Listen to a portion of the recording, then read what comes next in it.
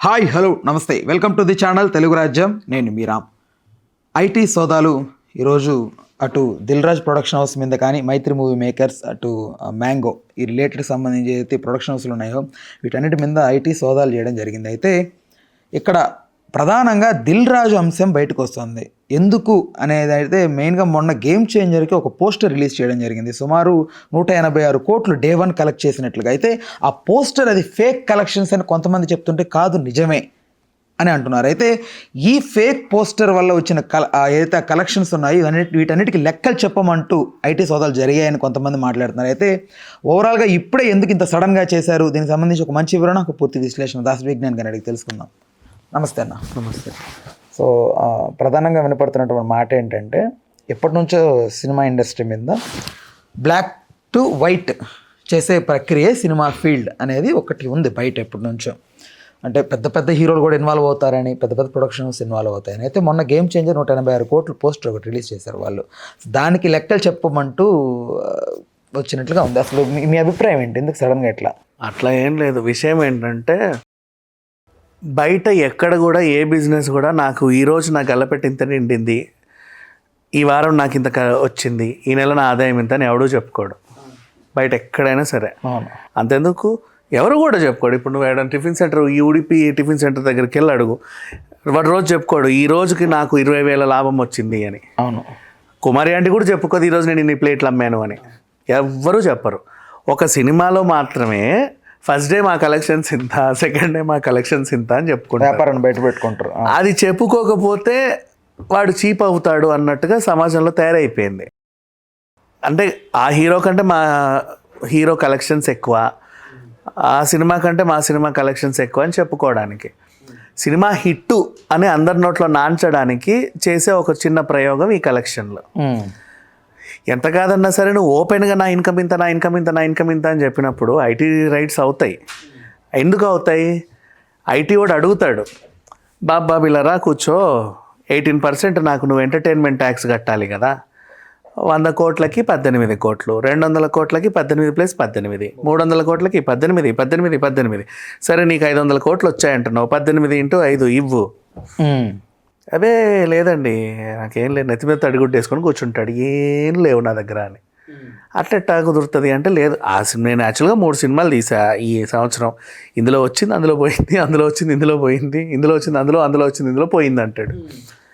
నీ వెనకాల చూస్తేనేమో కలెక్షన్లు అని చెప్తున్నావు, ట్యాక్స్ కట్టండి అయ్యా అంటే నెత్తి మీద తడిగుడ్డు వేసుకొని వచ్చి కూర్చుంటున్నావు, ఏమీ లేవు అని. ఎట్లా కుదురుద్ది? నాకు సింక్ అవ్వట్లేదు అనేది వీళ్ళ ప్రాబ్లం. నిన్ను ఎవడు చెప్పమన్నాడు నీకు ఇంత వచ్చిందని? నేను అడగల, ఎవడు చెప్పడు బయట, మాకెవడు చెప్పట్లా. ఎప్పుడో వెళ్తే వాడు ఒక CA చేత ఇంత రాయించుకుంటాడు, మాకు అవి సబ్మిట్ చేస్తాడు, అవి చూసి ఓకే యాన్యువల్ 3,50,000, సరే నా ట్యాక్స్ ఇంత వేసుకొని వెళ్ళిపోతున్నాం. సరే బుక్ మై షో ఆఫీస్కి వెళ్ళాము, వాడు కడుతున్నాడు ట్యాక్స్, ఎందుకంటే మీ దగ్గర తీసుకుంటున్నాడు కదా టికెట్ మీద. 150 టికెట్ అంటే 174 అట్లా ఉంటుంది, ఆ 20 రూపీస్ ట్యాక్స్ వాడి దగ్గర తీసుకుంటే నాకు ఇచ్చేస్తున్నాడు. జెప్టో, స్విగ్గీ, జొమాటో కూడా నా నా మొహన పడేస్తున్నారు, మీకే చూపిస్తున్నారు ట్యాక్స్ అని కింద. రెస్టారెంట్ వాడు అంతే. సినిమా వాళ్ళు మీ దగ్గరకు వచ్చి అడిగితే నీకు ఎంత వస్తుందో నాకు ఏమీ లేవు అంటావు. సరే ఇప్పుడు పుష్ప వాళ్ళ దగ్గరికి వెళ్ళాం, బాబు మీకు 2,000 కోట్లు వచ్చాయంట కదా, 2,000 కోట్లు వచ్చాయంటే 18%, అమ్మో నాకు ఇంత రావాలి, ఏవి 18% అంటే 360 కోట్ల ఇవ్వాలి, 100కి 18 ఇవ్వాలి, నువ్వు 18% వచ్చినట్టు ఇవ్వాలి. మల్టీప్లెక్స్లకు ఎక్కువ, సింగిల్ స్క్రీన్ మాట్లాడుకుందాం క్యాజువల్గా, మనం 18% దగ్గరే ఉందాం, ఇదే చాలాలే ఇవ్వాలి. ఇప్పుడు ఏమంటారు తెలుసా, గ్రాస్ వేరు, నెట్ వేరు, ప్రాఫిట్ వేరు, షేర్ వేరు, ఇలా ఉంటాయండి మాకు. యాక్చువల్గా ఓవరాల్గా వచ్చింది ఇంత, దీంట్లో డిస్ట్రిబ్యూటర్లకి ఇంత పో, నువ్వు వాళ్ళ షేర్ పో, నువ్వు వీళ్ళది ఇది పో, అటు పో ఇటు పో, నాకు మిగిలింది ఇంతే అంటాడు. ఆ మిగిలిన దాంట్లో ఇదో నీ ట్యాక్స్ అని ఇంత వేస్తాడు. మరి నాకు 2,000 ఫిగర్ కనబడతా ఉంది, 2,000 దగ్గర నాకు ఇంత రావాలా ఎట్టా? సరే డిస్ట్రిబ్యూటర్, బాబు డిస్ట్రిబ్యూటర్ రా, ఈ 2,000లో నువ్వు కూడా భాగస్వామ్యమే కదా, మీ నిర్మాత దగ్గరికి వెళ్తే పావలా ఇచ్చాడు, నువ్వు కూడా 30 ఇవ్వాలి కదా. లేదండి నేను 3 సినిమాలు కొన్నాను, ఆ సినిమాలో వచ్చిన లాభం అంతా ఈ పక్క సినిమాలో పోయింది, అది ఏమీ లేవంటాడు. బాబు ఎగ్జిబిటర్ ఇలా రా, నువ్వన్నా ట్యాక్స్ కట్టలేవు, మిమ్మల్ని అందరిని అక్కడ కూర్చోబెడితే ఓవరాల్గా ఈ రింగ్లో మిమ్మల్ని కూర్చోబెడితే మీరు క్లెయిమ్ చేసింది 2,000 CR. ఓకే నాకు 2000 CR నువ్వు క్లెయిమ్ చేసావు కూడా నాకు అంత రావాలి. జనం దగ్గర నుంచి నీకు ఇంత వచ్చాయి, మీ అందరికీ ఎంత వచ్చాయో నాకు సంబంధం లేదు, వచ్చాయి, దాని తగ్గట్టు నాకు రావాలి. మరి నాకు అడిగితేనే ఒక్కొక్కడు ఒక్కో రీజన్ చెప్తున్నారు. మరి ఎలా? Same game changer. First day 186 అన్నావు, దిల్ రాజు దా నువ్వు 186 అన్నావు కదా, నాకు ఇంత ఇవ్వు. లేదు లేదు లేదు, నేను గేమ్ చేంజర్ కూడా తీసుకుని అందులో పోయాయి. అంటే ఫస్ట్ డే ఎంత వచ్చాయి, సెకండ్ డే పైరసీ అయింది, ఇంకేదో అయింది పోయాయి. సరే మరి సంక్రాంతికి వస్తున్న వాళ్ళు 400 కోట్లు అన్నావు కదా, మరి అది ఆ 400 కోట్లు ఏంటంటే యాక్చువల్గా ఇటు తీసినందుకు అటు పోయి, అటు తీసినందుకు ఇటు పోయి, ఇదంతా పోయింది. అంటే ఎవరిని అడిగినా సరే లేవు అంటున్నారు ట్యాక్స్లు కట్టమంటే. అఫీషియల్ పోస్టర్లు ఏమో కోట్ల వేసేసుకుంటున్నారు. ఇది చూసే లాస్ట్ టైము ఏపీ గవర్నమెంట్ ఇట్లా కాదు సంగతి, నేనే అమ్ముకుంటా టికెట్లు, ఎన్నో వస్తాయో నాకు క్లారిటీ ఉంటుంది కదా అని చెప్పి టికెట్లు మేమే అమ్ముకుంటాం అన్నారు. గవర్నమెంట్ టికెట్లు అమ్మితే ఎంత ఉంటుంది, 10 పైసలకే అమ్మాలి, రన్ అవ్వదు, థియేటర్లు క్లోజ్ చేయాల్సిన పరిస్థితి. మీకు ఫ్రీడమ్ ఇస్తేనేమో ఇష్టం ఉన్నట్టు క్లెయిమ్ చేసేసుకుంటారు. మిమ్మల్ని ఎవరు అడగల క్లెయిమ్ చేసుకోమని మీ బిజినెస్ని. ఎవడు వ్యాపారాన్ని బిజినెస్ చేసుకు, ఇప్పుడు రామేశ్వరం కేఫ్కి వెళ్ళు, నాకు ఇంత వచ్చింది ఈ వారంలో అని చెప్తారా, ఇడ్లీలకి ఇంత వచ్చింది, ఎవడు చెప్పడం. అదంతా వీళ్ళేమో క్లెయిమ్ చేసేసుకుంటున్నారు. ఈవెన్ ఒక రియల్టర్ దగ్గరికి వెళ్ళినా సరే ఈ వారం 10 ఫ్లాట్లు అమ్మాను, నా లాభం 30 కోట్లు అని చెప్తాడు, వాడు చెప్పడు. మరి మీరు ఎందుకు చెప్తున్నారు? అంటే బహిరంగంగా పెట్టుకోరు, ఎవరైనా ఐటీ వాడు వచ్చి అడిగితే చూపెడతాడు గుట్టుగా, అంతే తప్ప ఇట్లా బహిరంగంగా. ఇప్పుడు ఐటీ వాడు వచ్చినప్పుడు ఏంటంటే సిఏ చేత లెక్కలు తీసుకుంటే లాస్ట్కి ఇదిగో నీ ట్యాక్స్ అంటే 3000 ఇస్తున్నావు నాకు, నీ ప్రొఫైల్ ఓపెన్ చేస్తేనేమో 1000 కోట్లు, 200 కోట్లు, 1500 కోట్లు అని కనిపిస్తున్నాయి. బహిరంగంగా నువ్వు పెట్టిన పోస్టే. దీనికి సింక్ అవ్వట్లేదు అంటే నువ్వు ఏదేదో చెప్పేస్తున్నావు. నాకు నచ్చినప్పుడు ఏం చేస్తాం? అదే గవర్నమెంట్ అయితే మేమే అమ్ముకు చేస్తాం అంటారు. ఐటీ వాళ్ళే ఇప్పుడు వీళ్ళు రైట్స్ వాళ్ళు ఏం చేస్తారు, ఇంటికి వచ్చి సోదాలు చేస్తారు. బెడ్ కింద పెట్టావా, బీరువాలో పెట్టావా, బాత్రూంలో దాచావా అని అడుగుతారు. బావిలో పెట్టావా? లేదండి, అసలు నిజంగా మీరు చెప్తే నమ్మట్లేదు, కానీ యాక్చువల్గా నా లాస్ చెప్తా కూర్చోండి, నా అప్పులు ఎంత ఉన్నాయో తెలుసా అంటారు. అవన్నీ మాకు అనవసరం, ఇంత చెప్పావు కదా ఇవ్వు బాబు. తీయడానికి మేము అక్కడక్కడ అప్పులు చేసి 500 కోట్లు పెట్టి తీసాము, 500 కోట్లు వచ్చాయి, అప్పు గిప్పు సెట్ అయిపోయింది, అసెట్స్ లయబిలిటీలు ఈక్వల్ 0 ఇంకా నీకు ట్యాక్స్ ఏం కట్టాలంటారు. మరి ఎందుకు క్లెయిమ్ చేస్తున్నావు అంటే మేము అలా క్లెయిమ్ చేయకపోతే మా రెప్యుటేషన్ పోద్ది, నేను అది చూసి వస్తున్నానని ఈయన. సో ఈ గందరగోళ వాతావరణంలో ఓవరాల్గా ఏంటంటే కలెక్షన్స్ నిజంగా వస్తే ట్యాక్స్ పర్ఫెక్ట్గా కడతారు. నువ్వు అన్నీ క్లెయిమ్ చేసుకుంటున్నావు కోట్లు కూడా, ఇప్పటివరకు ఎవడు క్లెయిమ్ చేసుకోడు. ప్రపంచం మొత్తంలో చాలా పెద్ద బిజినెస్ మీది, 10 రోజుల్లో 1000 కోట్లు అంటున్నావు, ఇట్స్ నాట్ ఏ జోక్. 3 రోజుల్లో 500 కోట్లు అంటున్నావు, ఇట్స్ నాట్ ఏ జోక్. మరి ఇంత ఆదాయం వచ్చినప్పుడు సినీ పరిశ్రమ నుంచి, మరి ఆ పరిశ్రమ నుంచి మాకు ట్యాక్స్ కూడా రావాలిగా. ఏడాదికి ఒక 100 సినిమాలు రిలీజ్ అవుతున్నాయి, ప్రతి ఓడు నాకు 500 కోట్లు, 600 కోట్లు, 700 కోట్లు అంటున్నాడు. ఏడాది లెక్క చూస్తేనేమో 1,00,000 కోట్లు ఈ సినీ పరిశ్రమ నుంచి,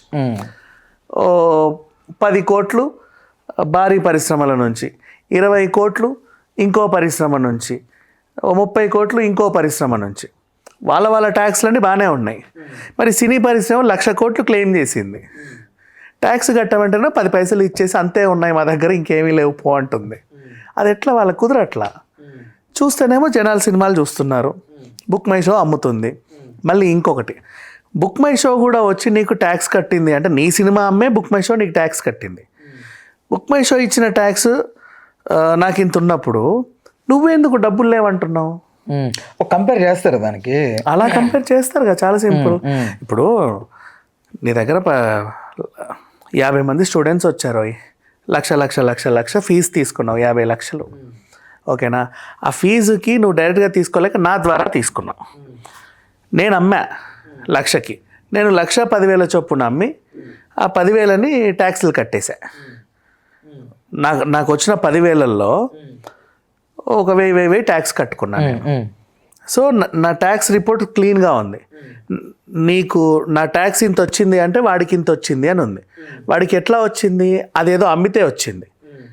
అది అమ్మినప్పుడు నువ్వు లక్ష తీసుకున్నాడు ఇంకెంత కట్టాలి? అండ్ నువ్వు లక్షకు 1000 అంటే ఇది 10,000 కట్టాలి లక్షకి. నువ్వు అన్ని కట్టాలి కదా. మరి 10,000 కౌంట్ చేస్తే నువ్వు నాకు ఇంత ఇవ్వాలి, 5 లక్షలు ఇవ్వాలి. నీ దగ్గరకు వస్తేనేమో ఏమీ లేవండి నా దగ్గర అంటావు. నేను ఎట్ట నమ్ముతాను? అందుకే బెట్టింగ్ వచ్చి లేపి చూస్తున్నారు ఇండ్లలోకి వచ్చి.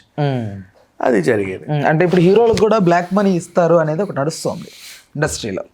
వైటే లేవురా బాబు అంటే ఇంకా మళ్ళీ బ్లాక్ ఒకటి నా బొంద. ఏమీ లేవు వీళ్ళ దగ్గర. ఎప్పుడు ఎవరు వచ్చినా సరే లేవు అంటున్నారు. వీళ్ళు క్లెయిమ్ చేసుకునేది లేదు, ఉన్నది లేదు, ఏమీ లేదు. ఇప్పుడు ఓవరాల్గా చెప్పేది ఏంటంటే దీనివల్ల అర్థం చేసుకోవాల్సింది మన గొప్పల కోసం చెప్పుకుంటారు చాలామంది. ఇప్పుడు పుష్పకు వచ్చినాయబ్బా, పుష్ప డబ్బులు వాళ్ళు క్లియర్గా చెప్పారు, మేము ఇన్ని థియేటర్లలో రిలీజ్ చేసుకుంటున్నాము, ఇంత రేటుకి అమ్ముకుంటున్నాము, మాకు ఇన్ని కోట్లు వచ్చాయి అని చెప్పారు. అంతకంతా ట్యాక్సులు కట్టమంటే కడుతున్నారు. క్లారిటీ ఉంది వాళ్ళకి. నష్టమో లాభమో ఏదో ఒకటి చూసేసుకొని అటు ఇటుగా ఏదో ఒకటి ఇస్తున్నారు. కొన్ని సినిమాలు ఏంటంటే నువ్వు ఎన్ని సెంటర్లలో రిలీజ్ చేసావో నాకు తెలియదు, అండ్ నెక్స్ట్ మళ్ళీ ఎంతకు అమ్ముకున్నావో నాకు తెలియదు, ఎన్ని షోలు వేసావో నాకు తెలియదు. మేము థియేటర్లకు వచ్చి చూస్తే 4-5 తప్ప ఎక్కువ జనాలు లేరు. నువ్వేమో వెంటనే తెల్లారేసరికి నాకు 300 కోట్లు వచ్చేసాయని చెప్పేస్తున్నావు. అందుకు వీళ్ళు ఇళ్ళకి వెళ్తున్నారు ఎలా వచ్చాయని. ఇప్పుడు నువ్వు అన్నట్టుగా బ్లాక్ అనేది ఇప్పుడు వస్తుంది. మీరు కావాలని ఎవరి దగ్గర నుంచో బ్లాక్ మనీ తీసుకొని 300 కోట్లని క్లెయిమ్ చేసి మళ్ళీ దాన్ని వైట్గా మార్చి వాళ్ళకి ఇస్తున్నారని మా దగ్గర సమాచారం ఉంది. అదే అందుకు మేము వస్తున్నామయ్యా మీ దుప్పట్లు దులపడానికి అని వీళ్ళు వస్తున్నారు. అబ్బాయి అదేం లేదండి. ఓవరాల్గా నిజమేంటంటే ఫ్యాన్స్ దగ్గర పరువు పోకూడదని చెప్పి ఊరికే క్లెయిమ్ చేసుకుంటున్నారు. దానికి ఇప్పుడు సమాధానాలు చెప్పలేక చచ్చిపోతున్నారు. అంటే నాగవంశీ గతంలో ఒక మాట మాట్లాడారు, యాక్చువల్గా ఎంత అమౌంట్ వచ్చింది, ఎంత సినిమా జనరేట్ చేసి ఎంత రెవెన్యూ వచ్చింది అనేది ఏ ప్రొడ్యూసర్ బయట పెట్టాడు, అంతా కూడా కల్పితాలు అన్నట్టుగా ఒకసారి మాట్లాడాడు ఆయన. బట్ అది ఇప్పుడు అలా మాట్లాడడం అనేది ఇప్పుడు పట్టించుకోలే పెద్దగా. అసలు ఎక్కడ స్టార్ట్ అయింది ఈ దరిద్రం? ఇప్పటిది కాదు, ఒకప్పుడు అయితే లేదు ఇలా. ఒకప్పుడు మనకు 100 రోజులు 175 రోజులే తెలుసు. అవును. ఎప్పుడో ఏదో సినిమా నుంచి స్టార్ట్ అయింది ఇది కలెక్షన్ల గొడవ. ఎక్కడి నుంచి స్టార్ట్ అయిందో కూడా నాకు అర్థం కావట్లా. బాహుబలి ముందు కూడా ఉంది. ఇప్పుడు బాహుబలేనా అంటే కాదు, అంతకు ముందు నుంచి కూడా ఉంది. కలెక్షన్లు ఎక్కడో స్టార్ట్ అయింది. ఈ 10 ఏళ్లలోనే 10-15 ఏళ్ళలోనే ఎక్కడో స్టార్ట్ అయింది. అప్పటి నుంచి అసలు కలెక్షన్ల గురించే మాట్లాడుకుంటున్నారు జనాలంతా. ఆ స్టార్ట్ చేసినాడు ఎవడో తెలియాలి ఫస్ట్. వాడి వల్ల ఈ పెంట్ అంతా ఎందుకు క్లెయిమ్ చేసుకున్నాడో దాన్ని చూసి మీతో ఎందుకు అలా రెచ్చిపోయారో తెలియదు. అవసరం లేదు కదా నీ బిజినెస్ బయటకు చెప్పుకోవడం. అంటే ఇక్కడ సినిమాలు అనేటివి ఏదైతే థియేటర్ డేస్ ఉంటాయో అవి డేస్ అనేది తగ్గిపోయాయి. బట్ ఆ డేస్ తగ్గిపోయిన దాన్ని మైమరిపించడానికి ఈ క్రోర్స్ పోస్టర్ వేసి బ్యాలెన్స్ చేస్తున్నారేమో అనిపిస్తుంది. ఇప్పుడు ఫర్ ఎగ్జాంపుల్ నేనే ఉన్నా, నాకు ఒళ్ళు కొవ్వెక్కి నీ దగ్గర ఇంటర్వ్యూ చెప్తా, నాకు ఇంటర్వ్యూకి ₹1,00,000 ఇస్తారండి, నా ఇన్కమ్ అదని గొప్పలకు చెప్పుకుంటా. ఫర్ ఎగ్జాంపుల్ చూసాడు అబ్బా హీడు బలి సంపాదిస్తున్నాడే అనుకుంటారు. ఇప్పుడు ఐటీ వాళ్ళు చూస్తారు ఈ వీడియో యూట్యూబ్లో, ఓకే వీడి పేరు మీద ఇన్ని లక్షల వీడియోలు ఉన్నాయి, వీడియోకి 1,00,000 చొప్పున ఇంత వీడి దగ్గర ఇంత ఉండాలి. విజ్ఞాన్ దాసి ట్యాక్స్ ఎంత కడుతున్నారో చూడండి. లేదు సార్ మొన్న ₹17 ఇచ్చారు, నేను ₹20 ఇచ్చాడు, ఈ సినిమా అంతా అసలు లేవన్నాడు అంటారు. అట్టట కుదురుతుంది. వెంటనే ఇంటికి వచ్చి దుప్పట్లు దులుపుతారు. ఇది జరిగేది ఓవరాల్గా. క్లెయిమ్ చేసుకోవద్దు. అట్లా నీకు ఎంత వస్తాయో అంతే చెప్పు, లేదా చెప్పకు, అవసరం ఏముంది? ఆ గొప్పలు ఎందుకు? గొప్పలకు పోయే కదా ఈ తిప్పలన్నీ.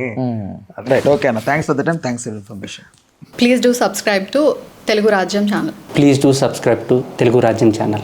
Please do subscribe to Telugu రాజ్యం ఛానల్. హాయ్ అండి, నేను మీ ఆర్పీని, నెల్లూరు పెద్దారెడ్డి చేపల పులుసు ఓనర్ని. మీరు తెలుగు రాజ్యం అనే ఈ యూట్యూబ్ ఛానల్ సబ్స్క్రైబ్ చేసుకుని మంచి వీడియోలతో వస్తారు. Thank you so much. Hi people, I'm Sonakshi Verma and you please watch Telugu Rajyam and please subscribe to the channel.